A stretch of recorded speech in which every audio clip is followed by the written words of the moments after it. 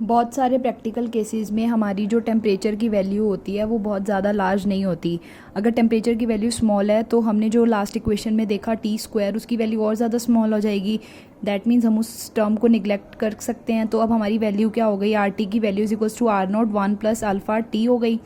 ठीक है, और हम इसको कैसे लिख सकते हैं, R0 को हमने खोल के लिख लिया, तो इस इक्वेशन को हम इधर उधर करके अल्फ़ा की वैल्यू कैसे लिख सकते हैं, RT - R0 over R0 into T। अब ये क्या हो जाएगा आपका, RT क्या थी आपकी टेम्परेचर, ठीक है, जब इंक्रीज़ हुआ टेम्परेचर तब आपकी रेजिस्टेंस, और R0 क्या थी आपकी इनिशियल रेजिस्टेंस।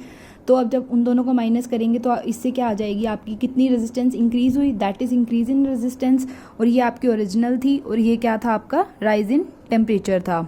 ठीक है, दस temperature coefficient of resistance defined as the increase in resistance per unit original resistance per degree rise of temperature. ठीक है, this is increase, this is original and this is rise of temperature.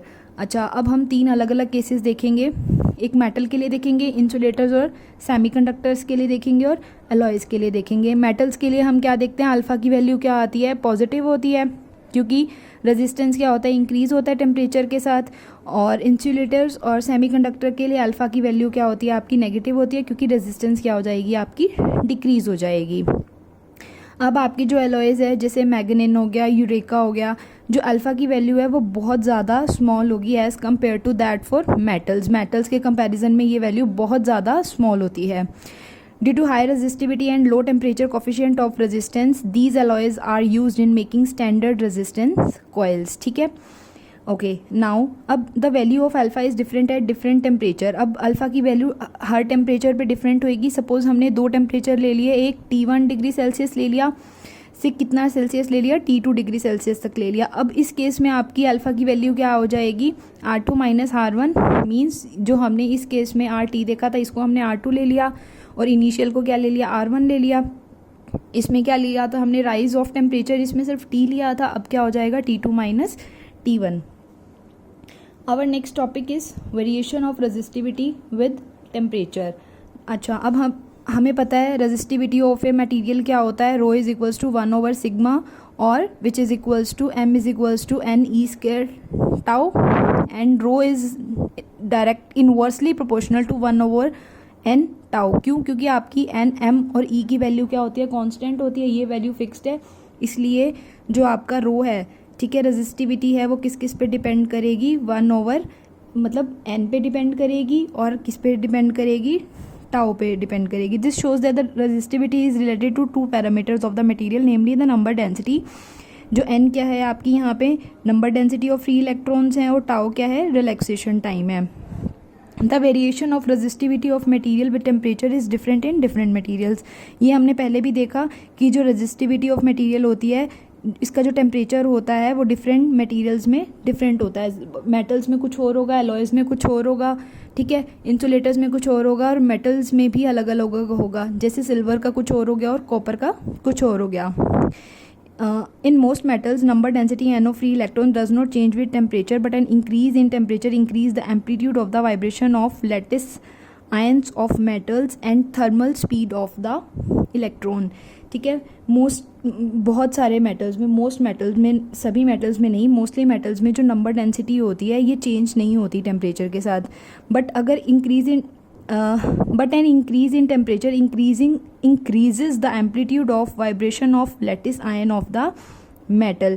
ठीक है, अगर हम क्या करते हैं, temperature को इंक्रीज़ करते हैं, जो एम्पलीट्यूड होता है वाइब्रेशन का लैटिस आयन के किसी भी मेटल का, और जो थर्मल स्पीड होती है इलेक्ट्रॉन की, which act as carrier of current. ठीक है, okay. Now due to this the collision of free electrons with ion while drifting towards the positive end of the conductor become more frequent। अब क्या हो जाएगा, जितना ज़्यादा temperature होगा उतने ज़्यादा कोलिजन्स होंगे।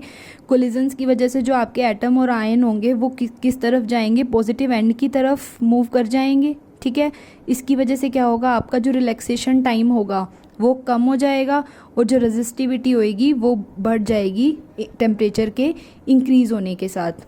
ठीक है, एट लो टेम्परेचर। अब हम क्या देखेंगे, फर्स्ट इस ग्राफ में देखेंगे, जब हमारा टेम्परेचर क्या है, बहुत कम है, तो जो आपकी रेजिस्टिविटी है वो कैसे इंक्रीज़ हो रही है, at higher power of T। ठीक है, जो हमने रिलेशन देखा था R T is equals to R naught 1 plus alpha T plus beta T square, ठीक है, जो स्क्वायर था। तो ये कैसे बढ़ रही है, पावर कैसे बढ़ रही है, आपका जो टेम्परेचर अब जब आपका लो टेम्परेचर है, जो आपकी रेजिस्टिविटी है वो कैसे बढ़ रही है, टी स्क्वायर से बढ़ रही है, ठीक है। अब बाकी के ग्राफ्स हम स्टडी करेंगे। It is found that the temperature dependency of resistivity of a metal can be obtain from 13, ठीक है। जो अब आपकी टेम्परेचर डिपेंडेंसी है किसी भी मेटल की, वो कैसे ऑब्टेन करोगे, 13 से। 13 रिलेशन कौन सा था, हमने देखा था R T is equals to R naught into 1 plus alpha T, ठीक है। अब इसमें आपका जो रो है वो किस पे डिपेंड करेगा, आर पे डिपेंड करेगा, क्योंकि जो आपकी एल ओवर ए थी वो किसके इक्वल थी, L not over L not थी। तो अब रो को आप कैसे लिख सकते हो, rho naught into 1 plus alpha T minus T naught, ठीक है, टेम्परेचर डिफरेंस लिख देंगे। अब यहाँ पे रो और जो आपका रो नोट था ये क्या हो जाएगी, रेजिस्टिविटी हो जाएगी। रो किस टेम्परेचर पे होएगी, टी टेम्परेचर पे होएगी, और रो नोट किस टेम्परेचर पे होएगी, टी नोट टेम्परेचर पे होएगी। और जो हमारा अल्फ़ा था हमने देखा था उसको क्या कहेंगे, टेम्परेचर कोफिशिएंट ऑफ रेजिस्टिविटी, ठीक है। अब इसकी हेल्प से हम क्या देखते हैं, तो हमारी अल्फ़ा, अब हमने देखा पिछले रिलेशन में जैसे हमने रेजिस्टिविटी का निकाला था ऐसे ही हमने, ठीक है, क्या निकाल दिया, रो का रिलेशन निकाल दिया। अब इसकी हेल्प से हम अल्फ़ा की वैल्यू निकाल देंगे, rho minus rho naught over rho naught into T minus T naught, ठीक है। तो ये तो क्या हो गया आपका, चेंज इन रो हो गया, D rho over rho naught into 1 by D T, ये क्या है, change in temperature, change in rho, और ये क्या है जो आपका ओरिजिनल था। Thus alpha is also defined as the fractional change in resistivity, ठीक है। जब किसी भी टर्म के आगे आप लोगों ने मैथ्स में पढ़ा होगा तो डी रो लग जाता है बाय रो नोट, इसको क्या कहोगे, फ्रैक्शनल चेंज, ठीक है। अब रो था, रो क्या है, रेजिस्टिविटी है, तो इसलिए हमने क्या लिख दिया, fractional change in resistivity per unit change in temperature. ये वाली टर्म है फ्रैक्शनल चेंज, ये किसके विद रिस्पेक्ट में चेंज हो रहा है, आपका टेम्परेचर के विद रिस्पेक्ट में, ठीक है। अब इसमें क्या देखेंगे हम, मेटल्स में देखेंगे। For metal conductor the value of alpha is positive, हमने देखा कि मेटल्स के लिए वैल्यू अल्फा की क्या होती है, positive, showing that their resistivity increases with increase in temperature. हमने देखा था इसकी रेजिस्टिविटी क्या होता है, इंक्रीज होती है जैसे जैसे हम टेम्परेचर को इंक्रीज करते हैं। For most metals the resistivity increases linearly with increase in temperature over a temperature range of about 500 kelvin above the room temperature. अब इसमें क्या करेंगे हम, बी फिगर में इसको देखेंगे, ये क्या हो रहा है, लीनियरली इंक्रीज हो रहा है, ठीक है। जो हमारी ये वाली फिगर होगी हमारी 9A फिगर है, ठीक है। इसमें हम क्या देखेंगे, वेरिएशन जो है आपकी रेजिस्टिविटी की, इसकी कॉपर की टेम्परेचर के साथ, हमने इसका ग्राफ देखा। This graph is a straight line. अब आपने क्या देखा कि ये ग्राफ क्या है, स्ट्रेट लाइन है, ठीक है। This graph is a straight line over A limited range of T, किसी एक लिमिटेड रेंज के लिए। जो आपका ए था, हमने इसमें क्या देखा कि किसी एक लिमिटेड रेंज के लिए तो आपका क्या है, ये स्ट्रेट पोर्शन है, ठीक है। द पॉइंट पी, ये जो आपका पॉइंट पी है on the linear portion of the graph corresponding to the temperature 273 kelvin. अब हमने किस पे देखा, 273 केल्विन पे देखा। यहाँ पे क्या था आपका, ये हमारा रूम टेम्परेचर होता है, इस पे हमने क्या देखा कि आपका ग्राफ क्या है, यहाँ पे स्ट्रेट है, ठीक है। हमने इसको क्या लेके चले, हम इसको एक रेफरेंस पॉइंट कंसीडर करेंगे और इसके कोरस्पॉन्डिंग हमने एक रेजिस्टिविटी को मान लिया, सपोज कर लो वो रेजिस्टिविटी आपकी क्या थी, रो नोट थी, ठीक है। अब सेकंड फिगर में आप लोग क्या देखेंगे, रेजिस्टिविटी की जो वेरिएशन है नाइक्रोम के साथ देखेंगे, ठीक है। ये इन्होंने क्या लिया, कुछ मेटल्स लेके चले हैं। फर्स्ट का जैसे कॉपर का आपको इसमें दिखा दिया कि कुछ पार्ट में स्ट्रेट लाइन है, कुछ पार्ट में ये क्या है, कर्व है, ठीक है। सेकंड आपको इसने दिखा दिया नाइक्रोम है। नाइक्रोम के लिए आप क्या देखते हो, जैसे एलॉयज़ होते हैं जो आपके, निकल हो गया, आयरन हो गया, क्रोमियम हो गया, टेम्परेचर के साथ इसका ग्राफ देखा आपने, ठीक है। अच्छा, अब सेमीकंडक्टर्स हो गए, जैसे आपके सेमीकंडक्टर्स क्या होते हैं, कार्बन हो गया, जर्मेनियम हो गया, सिलिकॉन हो गया, ये क्या करते हैं, ये भी इंक्रीज़ होते हैं टेम्परेचर के साथ। इसमें क्या होता है, जो नंबर डेंसिटी n होता है ये भी इंक्रीज़ करता है, बट जो आपका टाइम ऑफ रिलैक्सेशन होता है वो डिक्रीज़ कर जाता है। अब उसमें हमने क्या देखा था कि नंबर डेंसिटी पे मोस्टली मेटल्स नंबर डेंसिटी क्या होता है, सेम होता है, बट सेमीकंडक्टर्स के केस में आप क्या देखते हो, रिलैक्सेशन टाइम तो डिक्रीज़ होता ही होता है, बट आपकी जो नंबर डेंसिटी होती है वो इंक्रीज़ हो जाती है। But the increase in an compensate more than decrease in tau.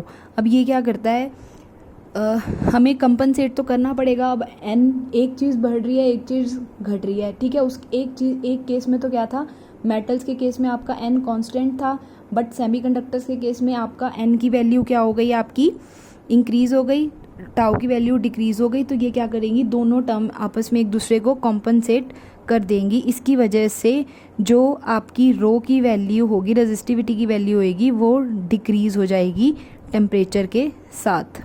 Also in case of semiconductor the value of alpha is negative. Semiconductor के केस में जो आपकी हमने अल्फ़ा की वैल्यू क्या देखी थी, नेगेटिव होती है। इसका मतलब क्या हो गया, नेगेटिव वैल्यू का मतलब क्या हो गया, रेजिस्टिविटी इस केस में क्या हो गई, डिक्रीज़ हो गई एज द टेम्परेचर इंक्रीजेज।